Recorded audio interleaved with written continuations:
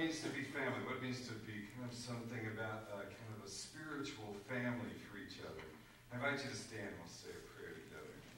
That's a good thing to do if you're going to be a spiritual family with each other. Let's pray. Holy One, as we gather in this place, open our hearts and minds that we might discover in each person that's in our lives what it is that they bring that is so unique and special.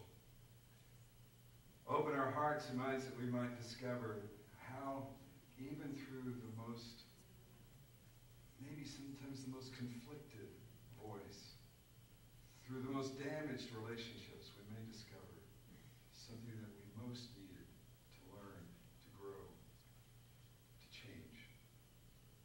So we pray. Amen.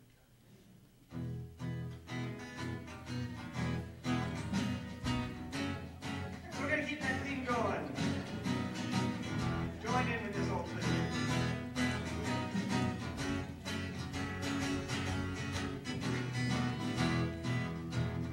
What would you do if I sang out of tune? Would you stand up and walk out on me? Lend me your ears and I'll sing you a song, and I'll try not to sing out of key. Oh, I get by with a little help from my friends. I get high with a little help from my friends. Oh, I'm gonna try with a little help from my friends.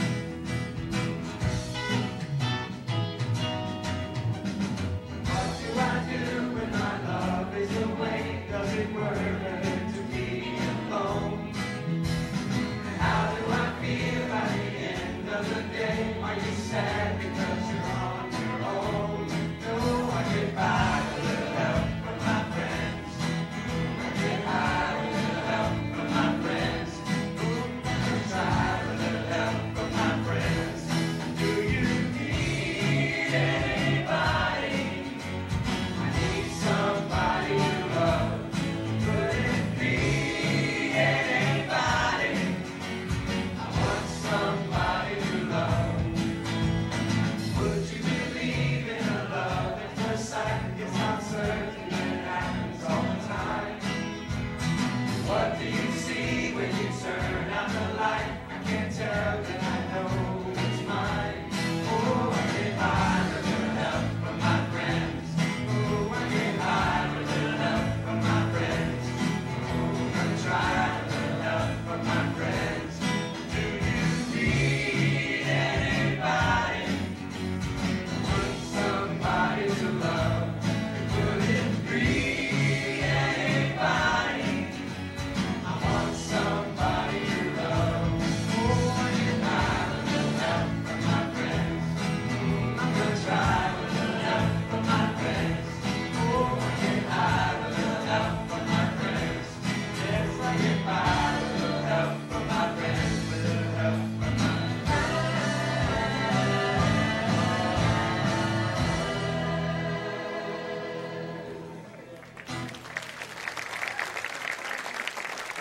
Please take a moment to greet the folks around you with signs of peace.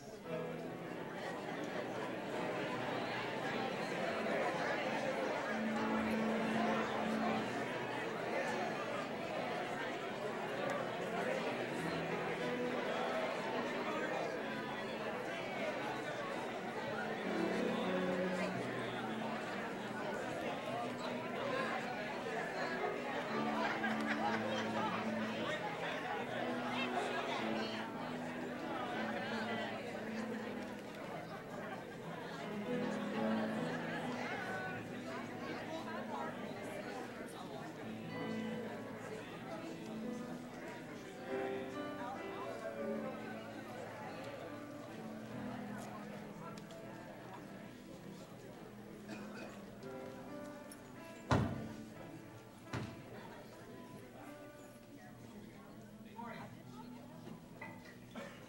Our reading today is Mark 3:19 through 25, 31 through 35. Then he went home, and the crowd came together again, so that they could not even eat. When his family heard it, they went out to restrain him, for people were saying, "Has he gone out of his mind?" And the scribes who came down from Jerusalem said, "He has Beelzebub, and by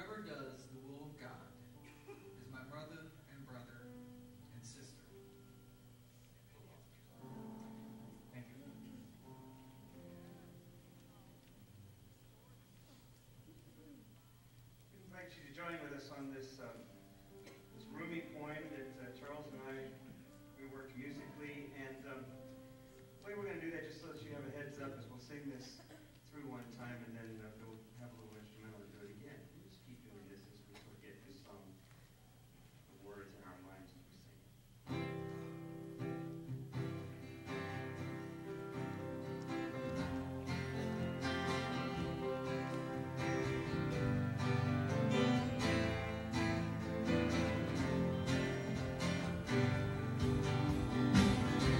Beyond ideas, wrongdoing and right doing, there is a field. I'll meet you there. Out beyond ideas, wrongdoing and right doing, there is a field. I'll meet you there.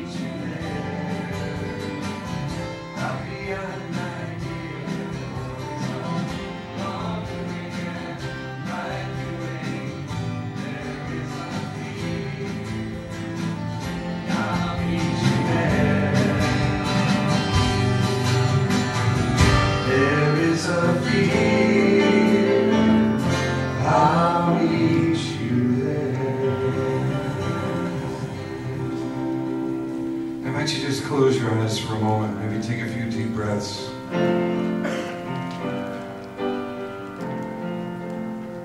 Maybe allow the soul to catch up with the body for a moment. Listen.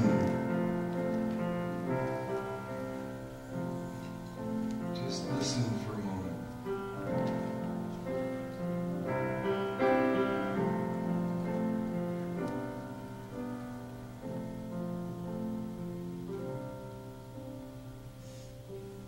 Sometimes I wonder if people don't suffer from one of two things.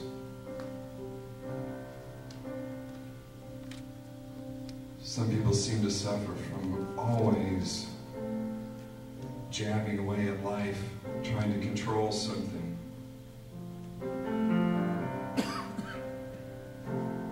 Growing weary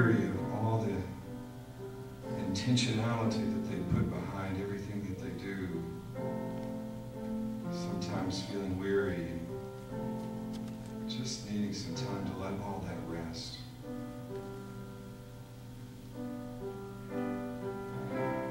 And it seems like other people sometimes have become so accustomed to letting life run them that they've lost all of their own sense of intentionality. It's almost as if all the choices are already made.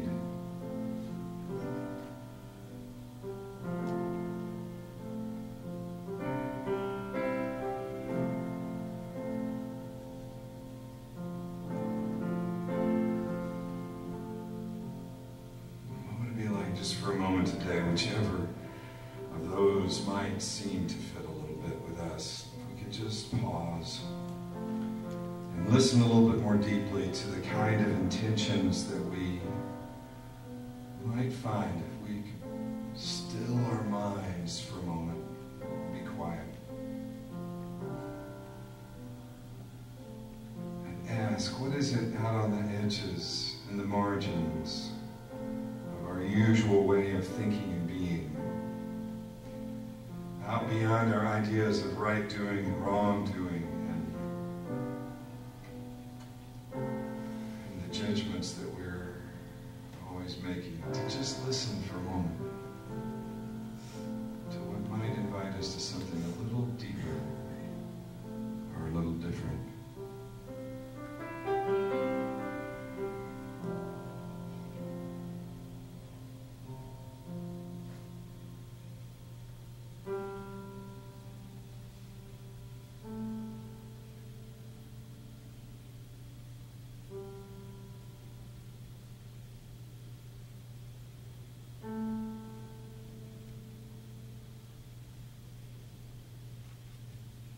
Deep breath.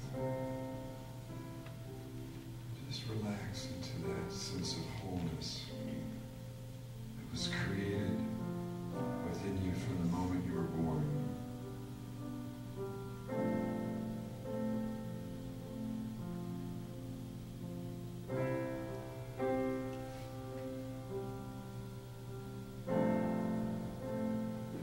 The original blessing.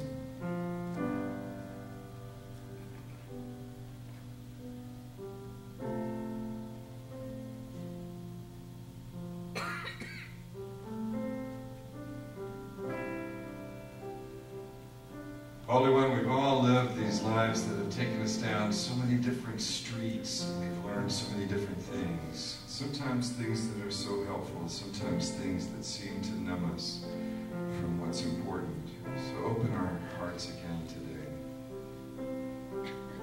May we find in this journey the wisdom to not miss the important things.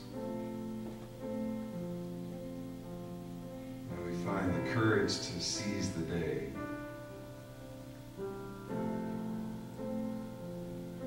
And may we find the permission to rest and celebrate.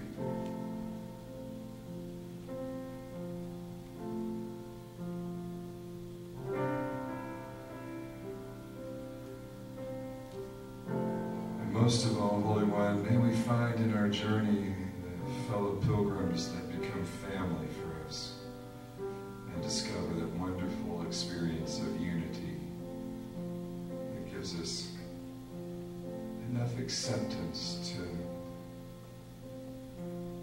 take a step a little more deeply into our own path.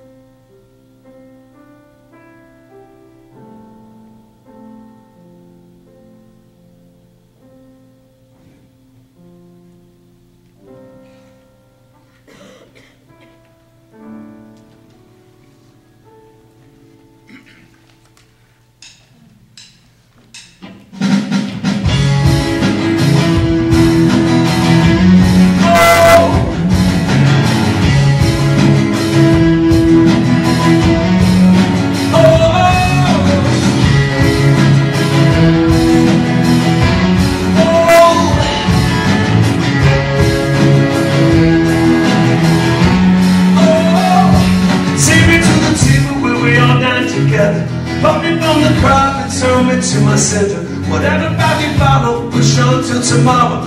Love all, serve all, create no sorrow. So many rivers, but they all reach the sea.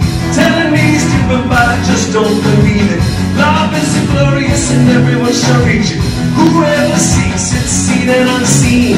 I don't want to reason anymore about the one I love, the one I love. I don't want to reason anymore about God above, God above. I just want to melt away in all His grace. Drift away to that sacred place where there's no more you and me, no more they and me, just you and see. Just you and see.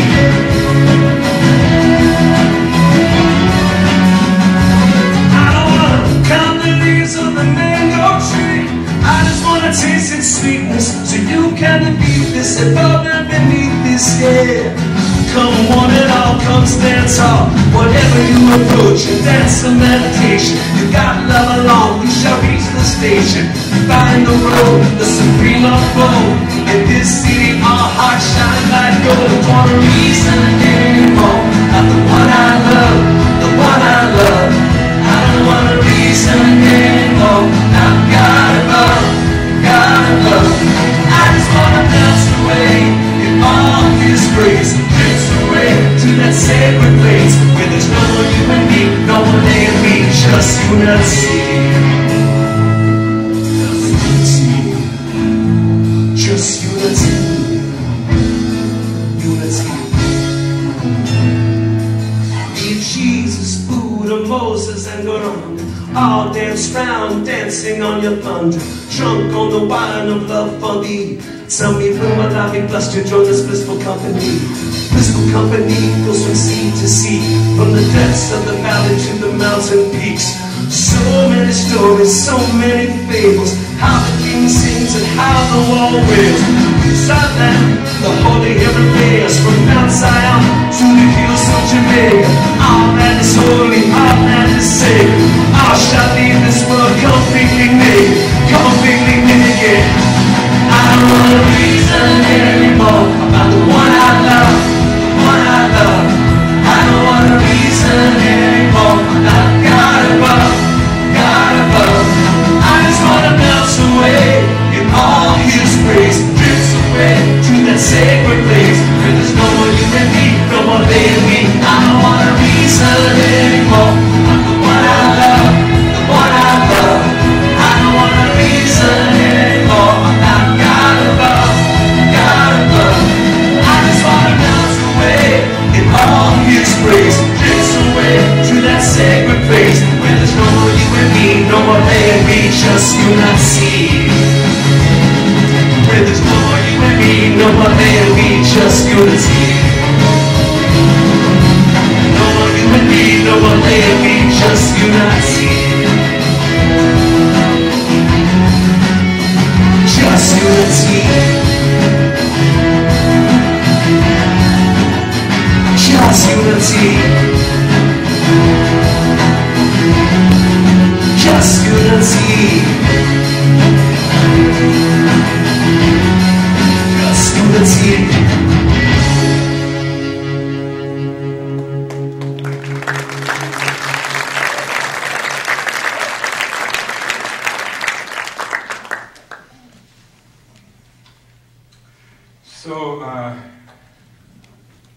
So many things to talk about when it comes to family, and so many different experiences that we have.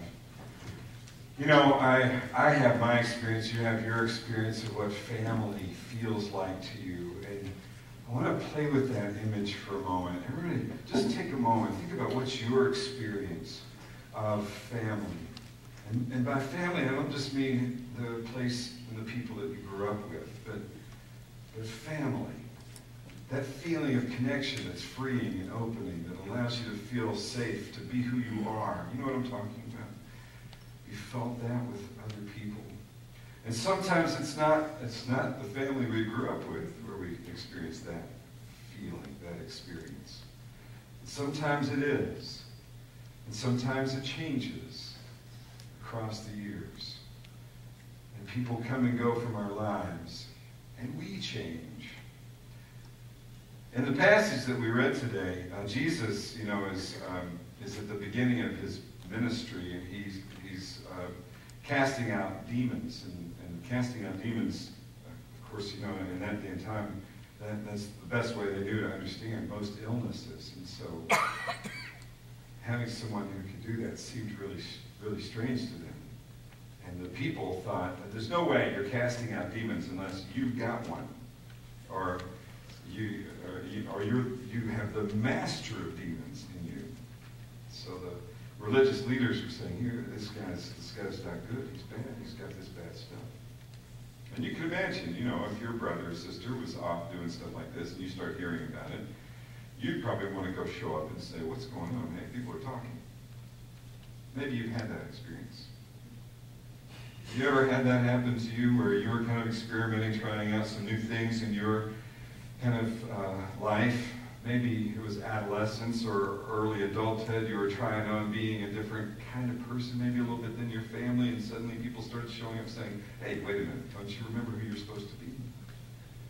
I can imagine his family is probably really concerned, and they come and they show up, and the crowd says, hey, Jesus, hey, your mama's here. You might want to cut it out. But even early on in the gospel story, we hear a story where Jesus goes and gets lost in the temple as a child, right? And what is it that he says when they finally find him? And they say, "Where were you?" And he says, "Well, didn't you know I'd be about my Father's business?" And he's not talking about Joseph. There's a point in our journey, and I think that this life of Jesus maybe says something about our journey. There's a point in our journey where we do have to make some kind of shift. Recognizing that the father of our biological life is not exactly always the same as the father of our spiritual life. Or to recognize that there's a point where my kind of local experience of family may shift to something that's more of my cosmic experience of family. Jesus had made that transition early to a sense of being a child of something bigger. Maybe you have too. Maybe you have too recognized that beyond the local experience of your nuclear family, you discovered you were not just a child of a mother and father, but you were a child of something much bigger. Finding that sense of spiritual family is something that people often struggle to find, though. And I know it changes. I recognize in my life, not only the changes happen with my family, we moved from place to place, and the people that were the support networks for me changed. People in my family who were there for me changed from time to time. But the people who would be the ones who might find some common ground to share my journey changed. And there were those times where there was no one who seemed to share my journey. You ever been down that road? Where you found yourself somewhat isolated and alone, not feeling all that understood by someone else. I almost think there's a point in most of our journeys where we finally decide we're going to leave the herd. We're going to leave the crowd of the people that I'm a part of, and I have to do that in order to grow, to take the next step. I have to say goodbye to what I've known and the comforts of a community in order to make the next step of growth. The best way I know how to describe that is it's kind of like I may not be able to become the next thing I feel called to be as long as I'm living in a family or community that's already defined me as something else. It's a strange thing. I think it's why teenagers have to leave home. I think it's sometimes why we have to go off to college or go somewhere in order to find something new about ourselves or to bring it into being. Because as long as we stay in the same place, the community that we're around us already has us defined into a certain way of being. You know what I mean? And so growth always seems to require taking some next step into being alone, stepping out in faith. So we go, I think, through cycles where we find community and we leave community and we find community and we leave community. And I'm particularly convinced that a community like this one, which is full of some friendly heretics and honest questioners, is probably a community that has a lot of people in it who have taken those steps away sometimes from what others in their family or community might have agreed with easily and begun to question or take steps in a different way. And often, it's hard to find community when you're leaving the herd. It's hard to find it. So we often find ourselves somewhat isolated, and it's not a very healthy place to be. But maybe a necessary part of the journey. Family's a funny thing. You know, I think of that. You remember that TV show back in the 70s? I'm dating myself now. The 70s TV show, All in the Family. You remember that? Nod with me because it makes me feel less old. And there are people in the room who are going, what is that? All in the Family was this sitcom where there were this Archie Bunker and his wife Edith, who were, they ended up having their daughter and son-in-law come and live with them.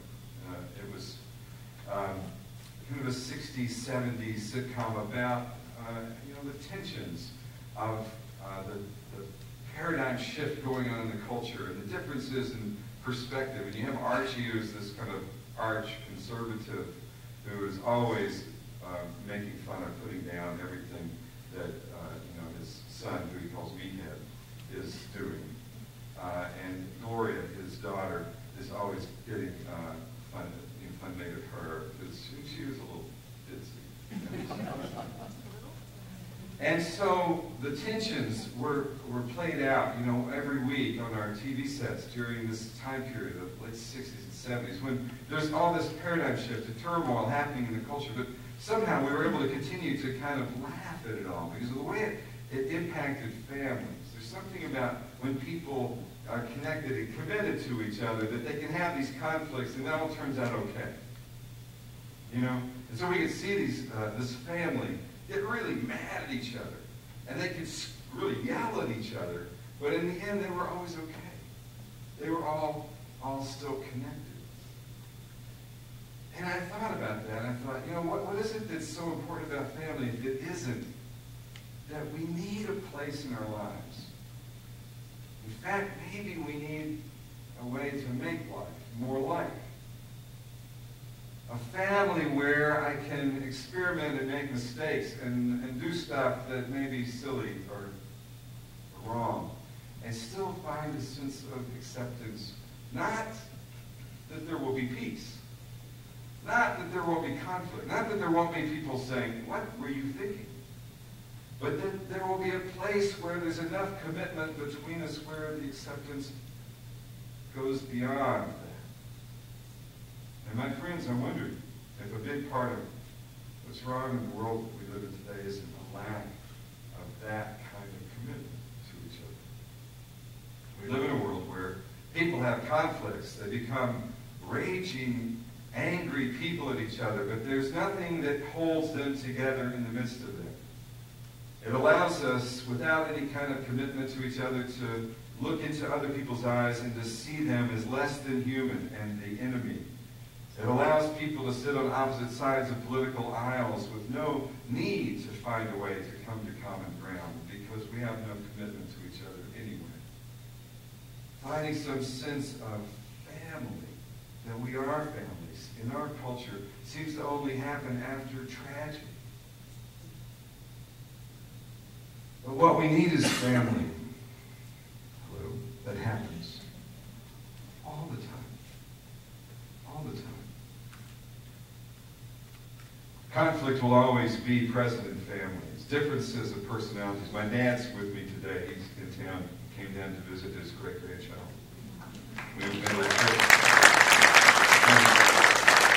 little trip down to Austin. Got to meet Lucy, and came back. We've been spending the last couple of days doing a little work in between weddings and funerals and stuff we've been working on his book. He just wrote a book about his life growing up in the 30s, 40s, 50s, and so we've been trying to get it on tape. And he lived in that period of time in the 30s.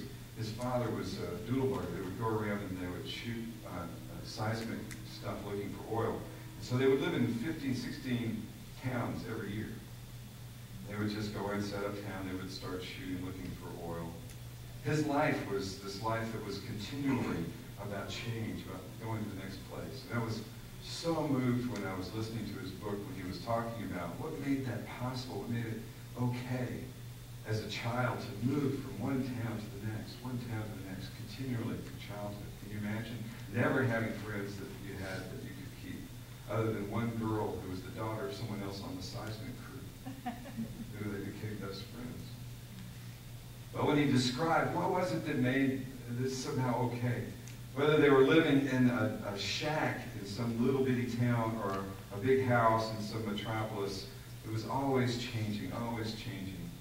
And he said it was Mother who, she made a two-room little house, a cozy cottage.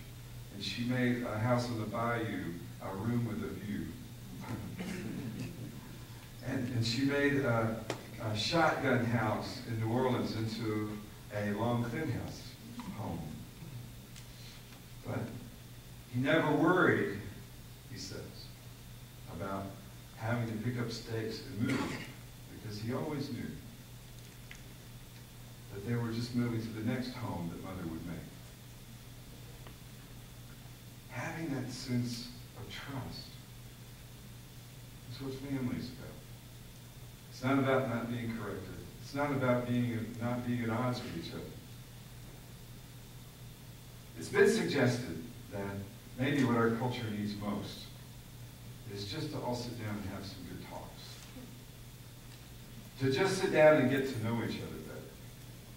Because if we could just have that sense of connection with each other, then when conflicts emerge over differences about big government versus small government, Robin Hood taxes versus entitlements and all kinds of other differences, that maybe when the conflicts emerge, we might be able to have real conversation, even in the midst of that conflict, rather than polarize to the point where we point fingers and make others enemies.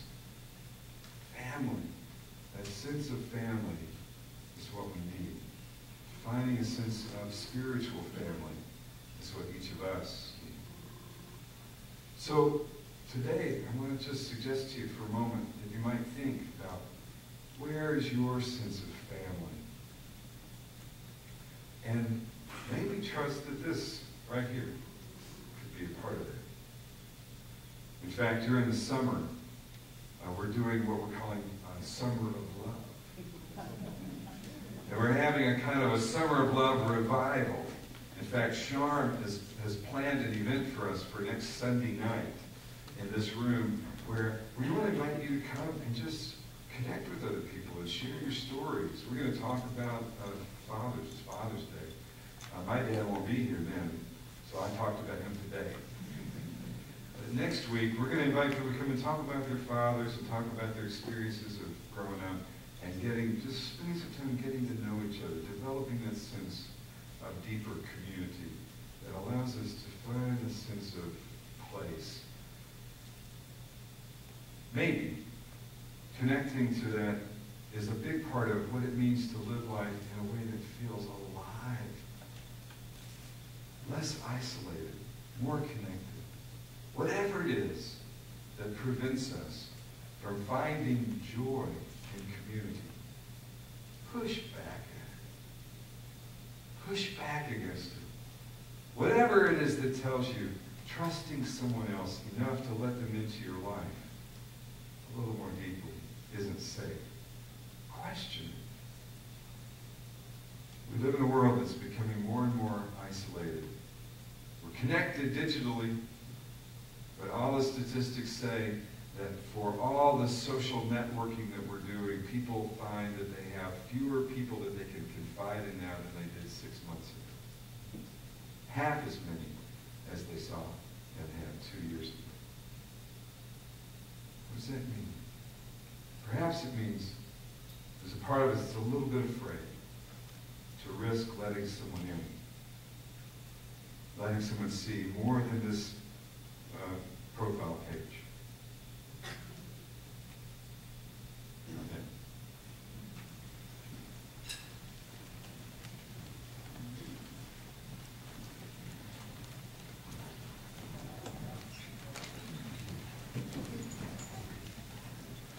We have a new offering and blessing song. I get this thing intact.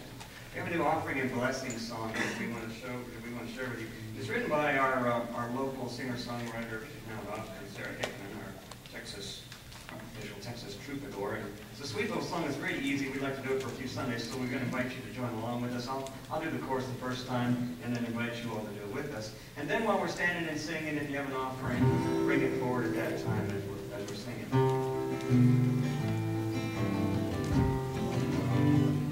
It goes like this. I wish you well. I wish you love.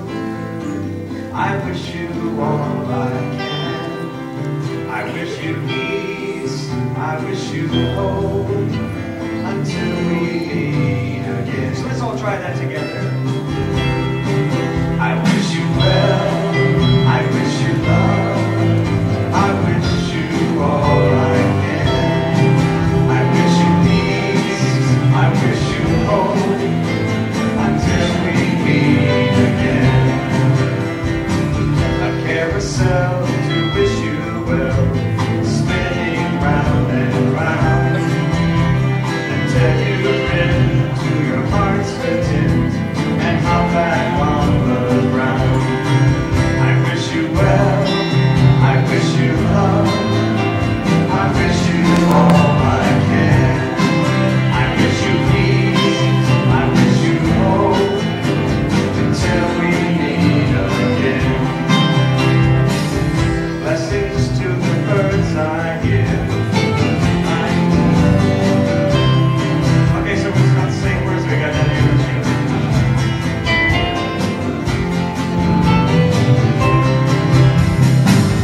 Blessings to the birds I hear, flying above,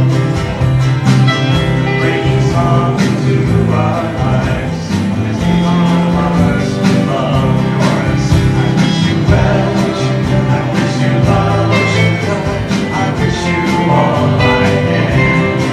I wish you peace, I wish you hope until we meet.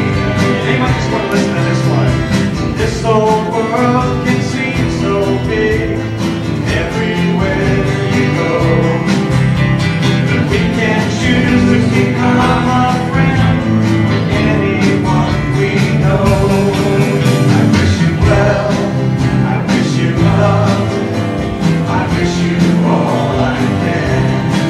I wish you peace, I wish you hope until we meet again. One more time. I wish you well, I wish you love, I wish you all I can. I wish you peace, I wish you hope until we meet again. We have a couple of other announcements that I want to make. I think Sharm has an announcement she's going to make about our gathering next week. Do you want to say a word about that?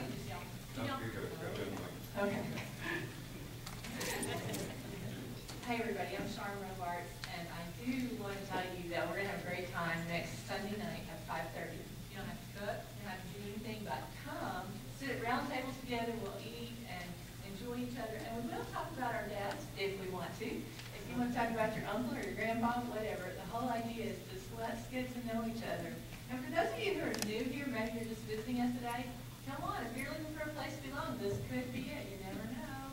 So show up and eat with us. I would like, please, for you to raise your hand if you think we'll be here, because I have to give a number to the chef. Just come on. You come here at 5:30. Okay, you're going to need about half as, but about twice as many. Come on, keep raising your hand. Okay. Yeah, just come in. Come on. Yeah, yeah. This is 25? Yeah, that's 20. See you at 5:30. Good. So, and we'll work on the rest of you. So we got preach at you, so convince you of the community being. So I want to share with you a couple of pieces of sad news. I think this is going now. Well done. So we have a couple other pieces of sad news I want to share with you. One, Charlotte White's mother passed away. The service was yesterday, a lovely service.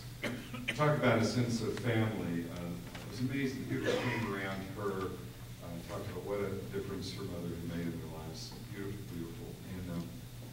And today, we are going to be celebrating the life of Eva Miller. She passed away last Sunday night. Wednesday night, sorry. Yeah, Wednesday night. And so the band is actually going to be here. We're going to do a celebration of her life at 2 o'clock this afternoon. And you're all invited. Her participation in 1111 had, it must have been 5 or 6 years. She's been a part of this community and passed away. Just such a lovely person that made such a difference for so many people. So we're going to celebrate her life. And so if you go home and you come back, you're supposed to wear colorful clothes because she wanted color. And I invite you to participate in that. There are other announcements in the colorful handout that you got that point out many things that are happening around the church. I do want to raise up that next weekend is our Roots of Change Intensive. And that will be a time where if you're interested in Roots of Change, that experience goes Friday night, all day Saturday, and Sunday afternoon. We've still got a few spaces open for that if you're interested. Also today, if there's something that's on your heart that you would like to have someone pray with you over, there are a number of our kind of prayer partners who will meet up back in this back corner to share in some of those to support them. Okay? Yeah? Can I ask for a special prayer? Sure. Need a little help from my friend. I'm going to do a national launch of my company Monday. And just need some blessings and guidance. Okay. So now you have a big launch for your company. No, a national launch for my company on Monday. Need some help with that. Okay. So we'll hold that in our prayers too.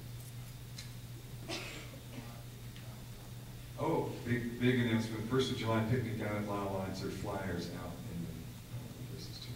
So let's reach out and just take each other's hands. We'll say a benediction. Holy One, as we go from this place, maybe we have so many people in our lives that we already sense a feeling and awareness that this is where we feel safe, this is where we feel open. Maybe we haven't even valued that the way we ought to. Maybe we take it for granted because we might not really trust it enough yet. Maybe it's in our hearts that we run into limitations that allow us to recognize the importance of these other people in our lives.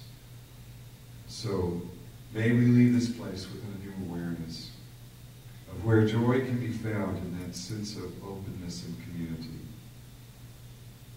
May this summer be a breakthrough for each of us in finding that joy. Amen. Amen.